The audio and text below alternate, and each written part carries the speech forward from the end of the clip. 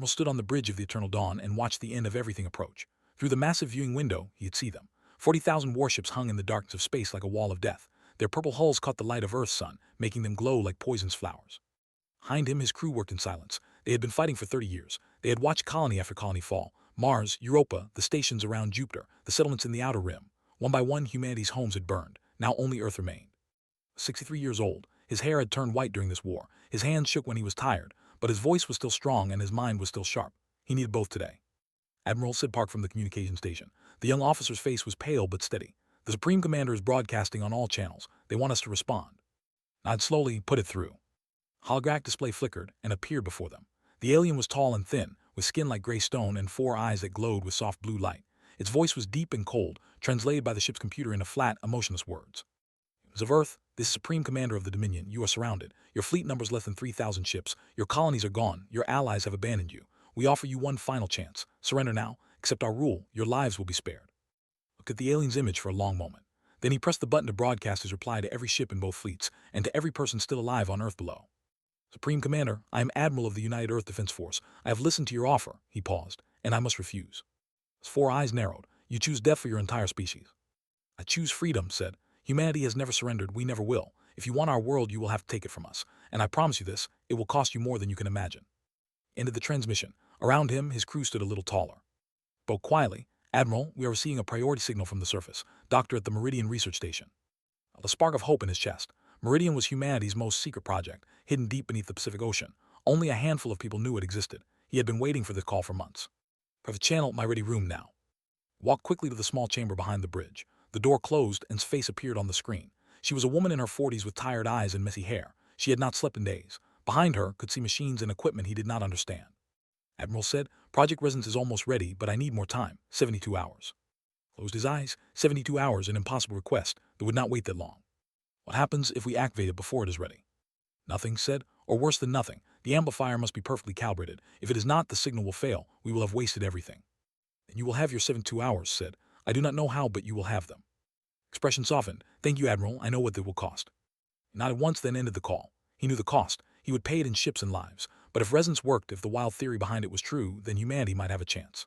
When he returned to the bridge, they had begun their attack. Purple beams of energy lanced through space, striking Earth's orbital defense platforms. The first one exploded in a ball of fire and metal. All ships, defensive formation, ordered. Protect the platforms as long as possible. We need to buy time. Eternal Dawn shuddered as it moved forward. Around it, the remnants of humanity's fleet spread out like a thin shield against an ocean of enemies. Suddenly looked up from his station. Admiral, I am intercepting a transmission, internal communication. They are using an old encryption code. I can read it. What does it say? The young officer's face went pale. It is a message from their science council to the Supreme Commander. They are talking about humans, about something in our DNA. He swallowed. They call it the Void Song. They say it is the reason they must destroy us. They say if we are allowed to survive, we could threaten all life in the galaxy. Stared at him. A threat? We are barely surviving. How could we threaten anyone? I do not know, sir, but they are afraid, truly afraid. The message says they have been trying to wipe us out for centuries, not decades. They manipulated other species to attack us. They started wars we thought were natural. Hands shook as he read. They say humans must never learn what we truly are. The bridge fell silent. Outside, the battle raged on. Ships exploded. People died. But now everything felt different. This was not just a war of conquest. This was something deeper, something older. Opened a channel to Meridian. Doctor, I'm sending you a transmission we just intercepted. I need to know what the Void Song is. Hours later, as the second orbital platform fell and the third began to burn, called back. Her face was white. Her eyes were wide. Admiral, she said, I know what we are. I know why they fear us. Humans are connected to something ancient, something that existed before the stars were born. They call them the Void Singers. And according to what I have found, they create us. They put something in our blood, in our minds, in our souls, something that has been sleeping for 100,000 years. Can we wake it? Looked at him through the screen. That is what Project Resonance was designed to do. We just never knew it. We thought we were building a weapon, but we were building a voice, a way to call out to the Void Singers. She took a deep breath. If we succeed, we will not just save Earth. We will change everything. The entire galaxy will hear humanity's cry, and so will the beings who made us what we are. Looked out at the battle. His ships were dying. His people were dying, but now he had something he had not felt in years. Hope. 72 hours, Doctor, whatever it takes. Turned to his crew. They were watching him, waiting, trusting. All ships, he said. We hold the line, no matter the cost, no matter the pain. We hold the line for 72 hours, for Earth, for humanity, for whatever we are about to become. Eternal Dawn flew into the fire, and the stars themselves seemed to watch, waiting to see if humanity would survive long enough to sing. The 54th hour of the battle arrived, and Admiral stood on a bridge covered in smoke and blood. The Eternal Dawn had taken 17 direct hits. Half its weapons were destroyed. A third of its crew was dead or wounded, but it still flew. It still fought. 100 ships remained from the original 3,000. They formed a thin, broken line between the Armada and Earth. Admiral, his voice was rough from exhaustion. They are preparing something. All the remaining ships are moving into a new formation. Look at the display. The purple dots representing enemy vessels were shifting, forming a massive ring around Earth. His stomach turned cold. They are going to bypass us, he said. They will surround the planet and attack the surface directly. Sir, if they hit the major cities, billions will die. I know, closed his eyes. 18 more hours. Needed 18 more hours. They did not have them. New signal appeared on the communication board. An old frequency. A military code that had not been used in 20 years. Admiral, there's an incoming ship. One vessel approaching from the dark side of the moon. It is broadcasting a United Earth identification. The name is, paused, the Iron Will. Eyes widened. That ship was decommissioned decades ago. The signal is real, sir, and there is a voice transmission coming through. The speakers crackled, and a voice filled the bridge. It was old and tired, but it carried the weight of authority that came from years of command. This is Admiral Han of the Iron Will. I heard you could use some help. Laughed. He could not help it. Han had been his teacher at the academy, his commander during the First War, the man who had taught him everything he knew about leading a fleet. He had retired 15 years ago, too old and too sick to fight anymore. Admiral Han said, your ship is older than most of my crew. He still has teeth, boy, and so do I. The old man's voice hardened. I did not survive 89 years to watch humanity end. Tell me what you need. We need time, 18 more hours, but they are moving to attack the surface. We cannot stop them all. And we stop the ones that matter, their flagship. Without it, the others will hesitate. There was a pause. I can reach it. The Iron Will is small enough to slip through their formation. My shields are weak, but my reactor is strong, very strong. Understood. The cold in his stomach spread to his chest. You are talking about a suicide run. I'm talking about giving my life meaning. I have been waiting to die for years. Let me die for something. The old Admiral's voice softened. You were my best student. Now be the leader I always knew you could be. Save our people, save Earth, and remember the Iron Will. Connection ended. On the display, a tiny blue dot moved toward the wall of purple. It was one ship against 40,000, but it moved without fear. Gave orders in a voice that did not shake. All ships, follow the Iron Will. Give Admiral Han every second we can. The final 200 ships flew forward. They fired everything they had. They drew attention. They sacrificed themselves one by one. The Iron Will slipped through gaps that should not have existed. It dodged fire that should have destroyed it. For 30 minutes, it flew like it was guided by the hand of God himself. Then it reached the flagship. Explosion was visible from Earth, a flash of light brighter than the sun, lasting for a single second. When it faded, the flagship was gone. Its shields, the strongest in the galaxy, had meant nothing against a reactor pushed past all limits. Han was gone, but he had taken the enemy's heart with him. The fleet stopped. Their formation fell apart as commanders argued about what to do next. Their supreme commander was dead. Their flagship was dust. For the first time in the war, they were confused. On the surface, in the ruins of Meridian Station, felt the explosion through the stone around her. Alarms screamed. Water leaked through cracks in the ceiling. The station is failing, said. The last attack damaged the structural supports. We have maybe 6 hours before the ocean comes in. 6 hours? 12 hours short of what they needed. Looked at the amplifier. It was almost ready, almost, but the calibration was still not perfect. If they activated it now, the signal might not be strong enough. It's working, she said. Every minute counts. Peered at the door. Her armor was cracked. Her left arm hung useless at her side, but she was still standing. There is someone here to see you, Doctor. Someone who should not be here. Behind the captain, a small figure stepped forward. His heart stopped. Her daughter ran to her, wrapping small arms around her waist. Mommy, I had to come. The singing told me to come. Knelt down, holding his face in her hands. What singing? How did you get here? A voice in my dreams. It has been there my whole life. It got louder when the battle started. It told me you need me. It told me to find you. Eyes were not afraid. They were calm in a way no child's eyes should be. I know what you're trying to do, Mommy. I can hear them, the void singers. They are waiting for us. Felt the world tilt around her. She remembered its notes, the genetic markers, the connection to the void singers. Children were supposed to have stronger connections than adults. Their minds were more open, less rigid, more able to touch things beyond normal reality. She had planned to sacrifice herself. She had prepared to die. But now, looking at her daughter, she saw another possibility. A terrible, wonderful, impossible possibility. She whispered, Can you hear them clearly, the void singers? Yes, Mummy. They sound like music, like all the songs in the world playing together. Smiled. They are sad. They have been alone for so long, but they are not afraid. They say everything will be okay. Held her daughter and cried, not from sadness, not from fear, from something else, something that felt like hope and heartbreak mixed together. Amplifier hummed behind them. The station groaned as the ocean pressed down. The battle raged above. But in that moment, there was only a mother and her child, standing at the edge of everything, ready to change the universe. Together said, We do this together. Nodded, Together, Mummy. The void singers told me. One voice is not enough, but 2 voices holding hands can sing loud enough for the whole galaxy to hear. Above them, the stars continued to burn, but their light was no longer the light of destruction. It was the light of a new beginning. Final hours had come. Earth's shields flickered and failed. The angry from the loss of their flagship prepared to crack the planet open like an egg. Their remaining commanders had agreed on a plan of complete destruction. No more offers of surrender. No more mercy. Humanity would end today. In the command center of the largest remaining ship, Base sat in chains. He was a translator, one of the few humans who had learned the language before the war. He had been captured months ago, kept alive because they thought he might be useful. Now they had forgotten about him in the chaos. But listened, he always listened. The officers spoke freely in front of him, thinking he was too broken to matter, and in their words he found the truth. The prophecy must be fulfilled, one commander said. The humans cannot be allowed to sing. But the prophecy also said they might save us, another argued. The ancient texts speak of two paths, destruction or salvation. The council chose destruction long ago. We cannot change course now. Closed his eyes. The prophecy. They had their own records of the Void Singers, their own ancient texts, and those texts said that humans were special, that humans could either end all life in the galaxy or become its greatest protectors. Had chosen to destroy humanity out of fear, but fear was a choice, and choices could be changed.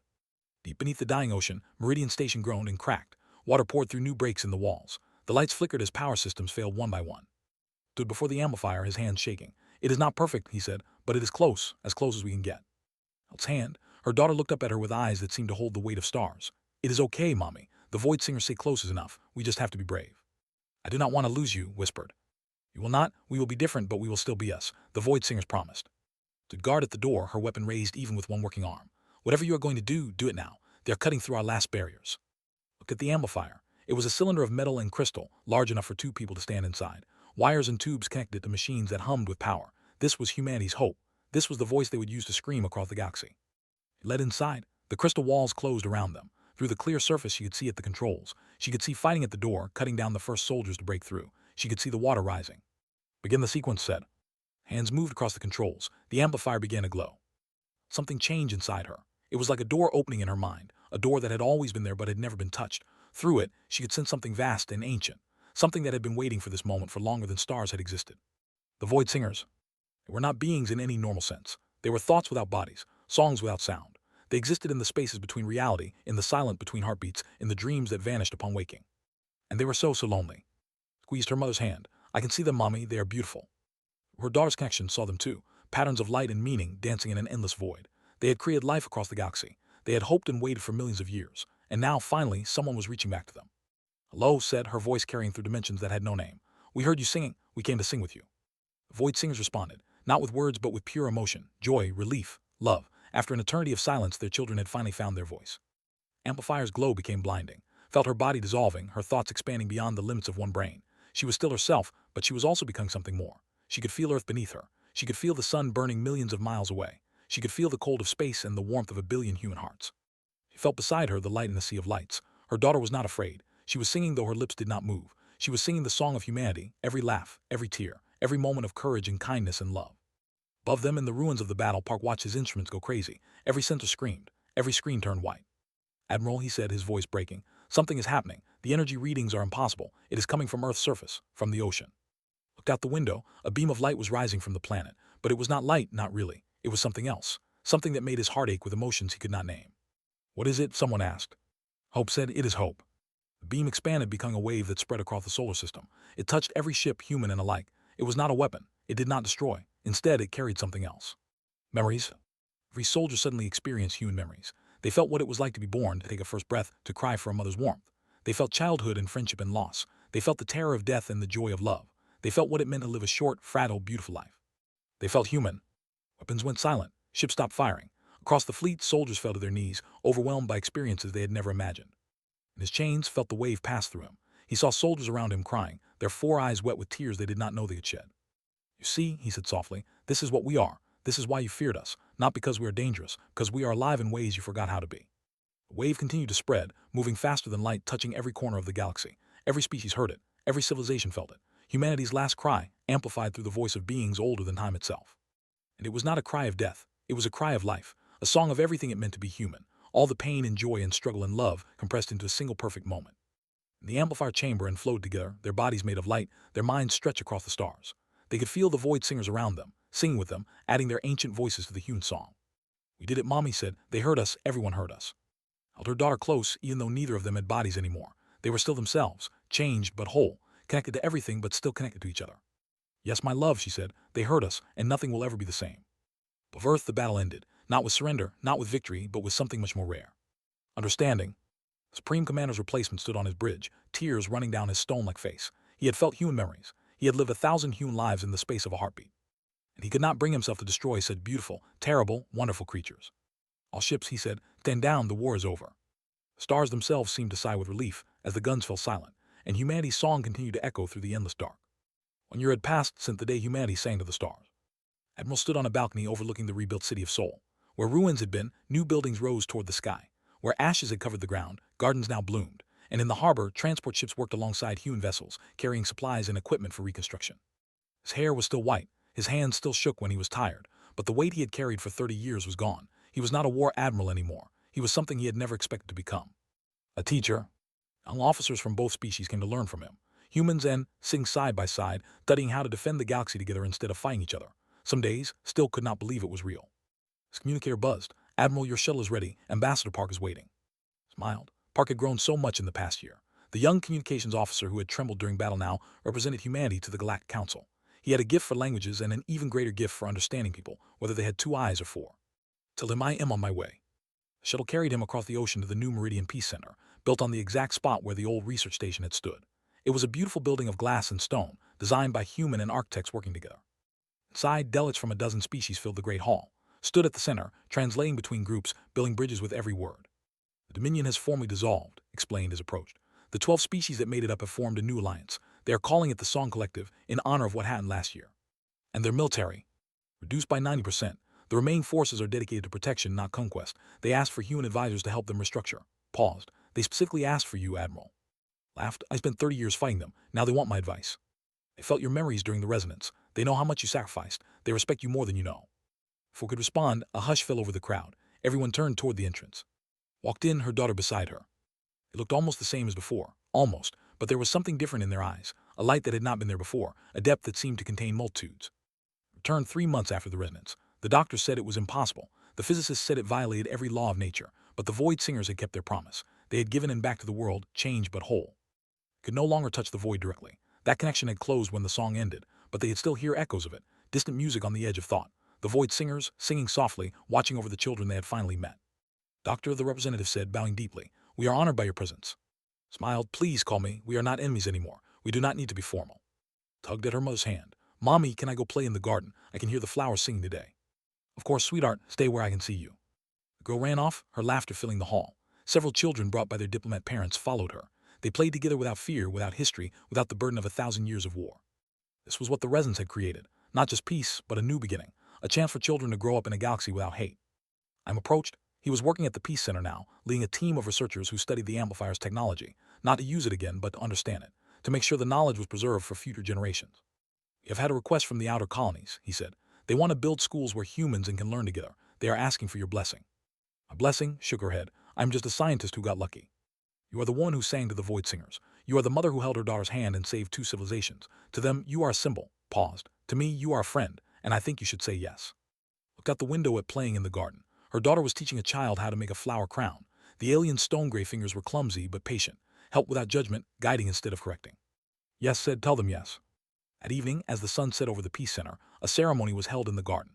Representatives from every species gathered to mark the anniversary of the resonance, not with speeches or weapons, but with music. Human orchestra played alongside singers. Their sounds should not have fit together. One was made of strings and breath. The other was made of deep vibrations that came from the alien stone-like chests. But somehow, they created something beautiful. Stood beside watching the performance. "Do you think that will last?" he asked. "Peace, I mean. We have been fighting so long, sometimes I worry we will forget how." Considered the question. "I do not know," he admitted. "Humans are complicated creatures. We are capable of great love and great cruelty. But I believe something has changed. The resonance did not just show who we are. It showed us who we are. And now that we have seen ourselves clearly, I do not think we can go back to being blind."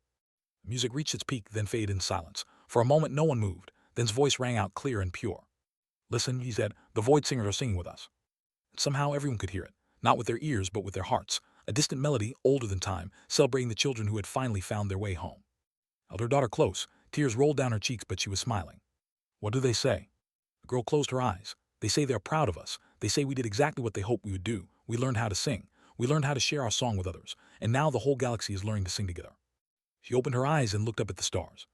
"They say this is only the beginning. There are other galaxies, other species who have never heard music, and one day when we are ready, we will teach them too." Put his hand on shoulder. "There's your answer," he said. "This will last because it must last, because we have a purpose now, not conquest, not survival, something bigger." "What?" Old Admiral smiled. "We are teachers. Humanity has always been good at teaching. We taught ourselves to walk on the moon, to cross the stars, to build civilization from nothing. Now we will teach the universe how to sing." The ceremony ended. The delegates returned to their ships, but the music continued, carried on the solar wind, spreading through the darkness toward distant stars. Humanity's last cry had become humanity's first song. And the universe was listening.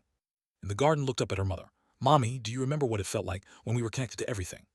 Nodded. I remember. It was like being part of something infinite. I miss it sometimes, but I am glad we came back. There is so much work to do. Yes, there is, kissed her daughter's forehead. But we have time now, all the time in the world. Walked home together, mother and daughter, under a sky full of stars that no longer seemed so far away. The void singers sang their distant song, and somewhere in the darkness, new voices were beginning to join the chorus. End of the war had become the beginning of something wonderful, and humanity, once terrified and alone, had found its true purpose among the stars. They were the bridge between silence and song. They were the voice of the universe. They were human,